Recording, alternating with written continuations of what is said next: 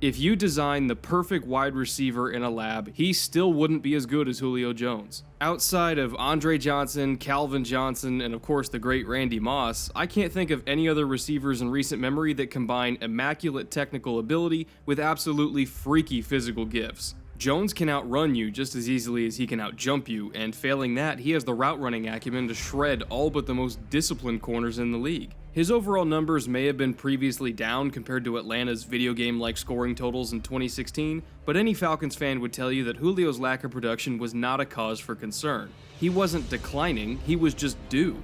That's why when Jones put up 252 yards and 2 touchdowns on 13 catches last weekend against the Buccaneers, I wasn't surprised at all. This is an almost yearly exercise for not just Julio, but the Falcons as a whole. The numbers dip, the media wonders what the hell is wrong, and then all of a sudden, it happens. Every last ounce of that frustration is unleashed on some helpless NFC South corner all in one day, and the league is reminded once again that when Julio Jones really wants to take over a game, and I mean really wants to, there's not a goddamn thing you can do to stop him.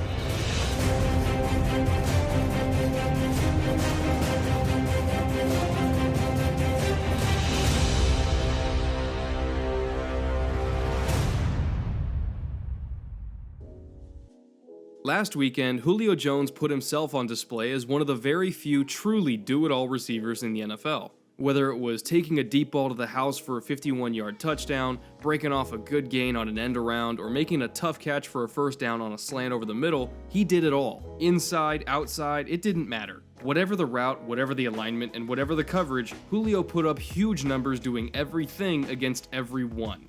The thing you really notice when watching tape from this game is how much the Buccaneers respected him and how much that respect was used against them. For much of the game, the Tampa secondary was lined up in off coverage and giving 7 to 10 yard cushions in an effort to not get beat over the top, which then allowed Julio to feast on easy, underneath throws that those off corners had no shot at stopping.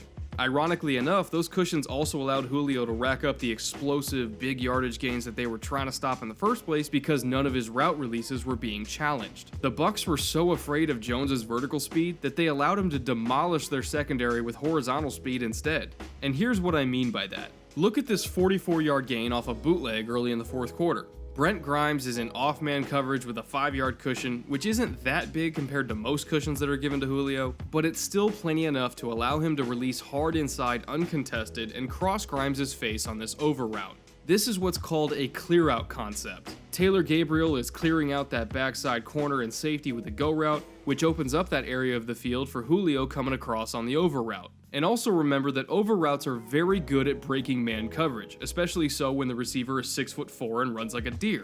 So when Julio crosses Grimes' face because his release was not challenged, it's over. There is nothing he can realistically do any longer to break this pass up. Julio is just too fast, and when he gets that one step on you and you're forced to try to basically win a foot race to the opposite sideline, you lose every time. That's why this route is called a man breaker in the first place. It breaks the hell out of man coverage, and doubly so for off-man coverage when the inside release is not even so much as challenged. Literally, the only Bucs defender who could have affected Julio's route here is Levante David if he was paying attention or got the proper depth in his drop, which he was not and did not. He got back way too late, and Julio was able to make the catch in the middle of 4 Buccaneers, break the desperation tackle from Grimes, and pick up 44 yards on the play.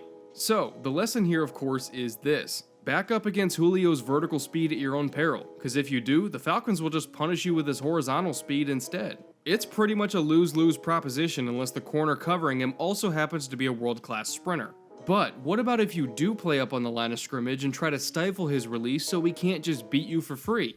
Well, as second-year corner Ryan Smith found out in the fourth quarter, Julio can still beat you the hard way too. This is 3rd and 8 inside of 4 minutes left in the game, with Atlanta only up by 1 score. They need this first down to keep the drive going and try to seal the win. So who do they look to? Julio Jones, just like they always have. The corner Smith comes down to the line of scrimmage late and is not giving Julio a cushion, but rather is sitting about 2 yards off of him in a bump and run alignment.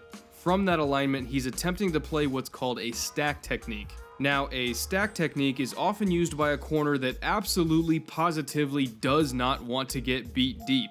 It's predicated on the corner getting over the top of the receiver early and jamming into the front of his chest or shoulder area. You're basically trying to act as an obstacle pushing back against the receiver while also trying to force them laterally into the sideline, which limits the amount of space the receiver has to work with when positioning to catch a deep ball. That hand placement on the stack technique is the exact opposite of a trail technique. And I'll go back to week 1 and use Marshon Lattimore as an example of how that trail technique actually works. Trailing is when the corner slides in just a hair behind the receiver's hip and puts a hand on the shoulder blade on their back instead of on their chest. This technique is predominantly used to take away anything that is not a vertical route because it lets you feel when a break is coming much faster than the stack technique. You can see Lattimore is behind Adam Thielen here with his hands on his back just waiting for him to break. And because Lattimore has that point of contact on his back, he can feel how he shifts his weight, he can feel when he motors down and when he accelerates, and it makes covering that break a hell of a lot easier.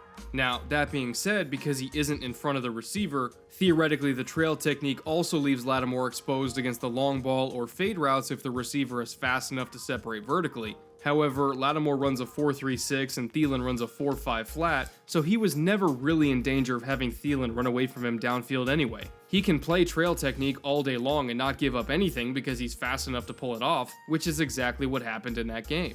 So back to last week, because Ryan Smith runs a 4.47 and Jones runs a 4.39, that difference in speed scares the living hell out of Smith and he plays the stack technique just to be safe. He's selling out to stop the deep ball because Jones is just that fast, which if this episode has taught you anything in the last few minutes, selling out is the last thing you want to do against Julio one-on-one because overcommitting to stopping just a small part of his overall skill set is a pretty damn good way to get punished. And as you might have guessed, that's what happened on this play. Smith goes in for the stack, and Julio snaps off his route underneath the stack and throws Smith completely off balance. Jones then leaps up to make the first down grab, breaks a tackle, and picks up even more yardage to get into Tampa Bay territory. They would score just a few plays later to ice the game. When you play stack coverage, pretty much every underneath timing route you can think of to move the chains becomes infinitely easier to execute. The Bucs had a 3rd and long opportunity to try to get off the field and potentially tie this thing up, and they blew it.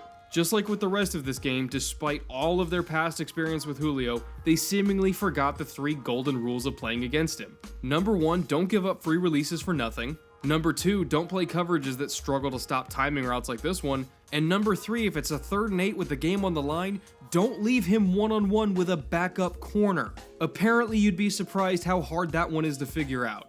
Looking at this play pre-snap, before we even know what's going on, the Bucs are either running a cover 4 zone or a cover 1 man. That's what this alignment tells us. Either way, Julio was ostensibly on an island here with Smith no matter what, so Tampa might as well be holding up a giant neon sign that says throw the ball here.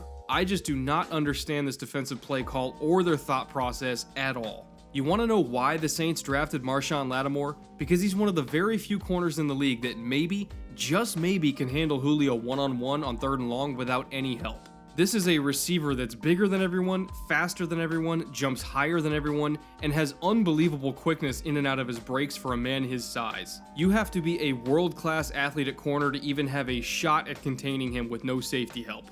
In Lattimore's case, he runs a 4.36 to Julio's 4.39, and he's a master technician already in his young age. He can get away with playing trail technique all game and not get burned, whereas Ryan Smith had to do everything but play trail technique and still got burned. The Bucs defense made the same mistake that a lot of teams make with Julio and paid for it with a loss. They sold out to take away one part of his skill set after he caught one deep ball from Mohamed Sanu, and as a result, from then on out, they just let him use everything else in his arsenal for free. He made tough catches underneath, he got good yak from screens, he took advantage of their fear on post routes by nailing them with double moves back outside. He did anything and everything he wanted to because the Tampa Bay coaching staff forced their corners into taking on a task that they were not physically equipped to handle. Ironically, that athletic mismatch is also why I'm so excited for 3 of the next 4 games that Atlanta has on their schedule. Over the next month, we get to see Xavier Rhodes and the aforementioned Lattimore take on the big bad wolf of the NFC on 3 separate occasions. Rhodes is up first this coming Sunday, with Lattimore having 2 battles with him over the next 3 weeks following that.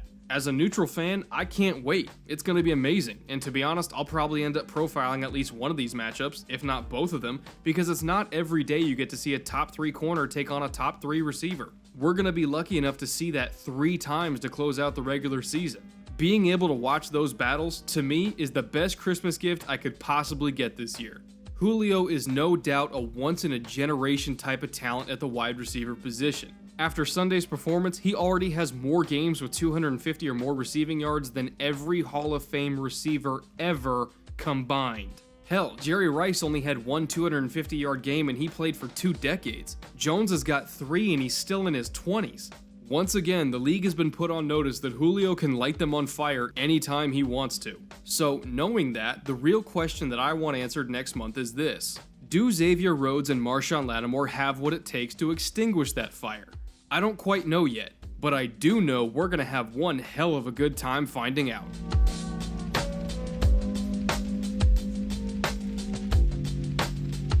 Thank you so much for watching this week's episode, which is again sponsored by our friends at the BetDSI Sportsbook. Obviously, your belief in either Julio Jones or Xavier Rhodes to win that matchup is probably going to influence how you pick that game this weekend. And if you want to make some extra holiday money off that pick, BetDSI is offering all viewers of the Film Room a free $25 in wager credits to use with promo code FILM25 at no cost to you. You can win real money with those free wagers, and whatever money you win, you get to keep. I've had viewers turn that one wager credit into hundreds of dollars so far, and you could too. So, if you want some extra money for presents, or maybe just padding the savings account, go to betdsi.com, use our promo code, and see how much cash you can win. And of course, I want to thank all of our new Patreon supporters for this month. All of you that donate to the channel on a monthly basis are what really keeps this operation running smoothly, and I wouldn't be able to do this as my job without any of you. You are what gives this channel life, and I really thank each and every one of you for your contributions. It means so much to me. And as for me, I will be back in a couple days with more weekly picks. Last Sunday was a wee bit rough because a few teams really let me down hard. I'm looking at you, Kansas City. But I'm confident that we can bounce back this week and kind of get back on track with some solid picks. So for that, I'll see you guys in a couple days. And until then, later.